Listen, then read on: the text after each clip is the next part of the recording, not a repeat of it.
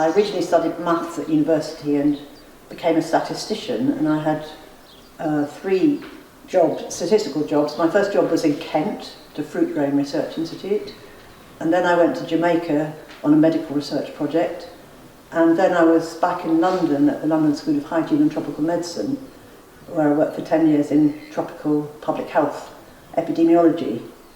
And it was particularly during that time, I came into contact with a huge number of international students, and I travelled regularly to parts of sub-Saharan Africa to visit projects that I was involved in. And along my travels and meeting those people, and also in my time in Jamaica, I collected quite a few pictures and objects, many of which were very kindly given to me. And so I've got them here with me. I've taken them around in the various places I've lived, but it's been very exciting to find homes for them here in Godwit House. A couple of years later, I rather unexpectedly found myself exploring discernment for ordination to be a priest in the Church of England, and I went back to college and was subsequently ordained in London, and I served in 3 different parishes, in Hackney and in Torbay in South Devon, and then most recently in Jarrow in South Tyneside.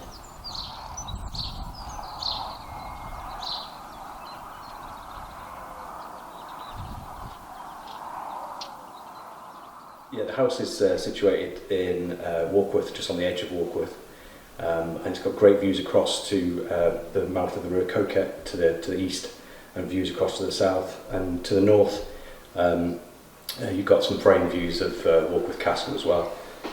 So it's a great site, brownfield site on the edge of what used to be a farm. The contrasts were really important to really have the expanse of the views across to the east and south, but it was also to have that introvert kind of more intimate areas of the sunken courtyard, where the bedrooms wrap around that, the bedrooms and study wrap around that with views into that, and then on the upper floor you've got the large living space which has the long views across, so kind of that introvert extrovert type contrast I think was quite important.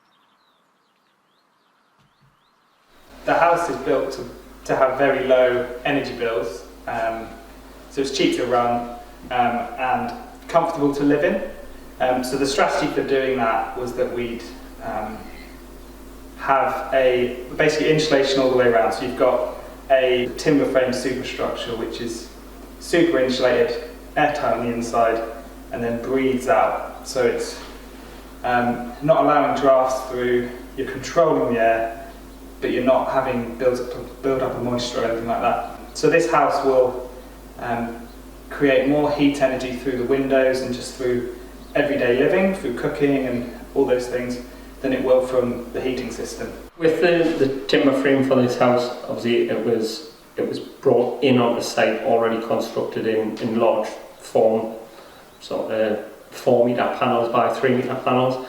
So it was only, I think it was about 3 lorries that came to site with the house on itself. Then it was a short process. I think it was only, I'm going to say about 4 days, and the main framework was up for the house, which if you use traditional methods would have been way out for a house this size. You would have been looking at 6 weeks. I'm a keen amateur musician and play violin and the piano, so I was keen to have space for my piano here, but also to play chamber music and even perhaps a little chamber string orchestra or so. So I'm really enjoying the space here. It's really flexible. You can use it in lots of different ways.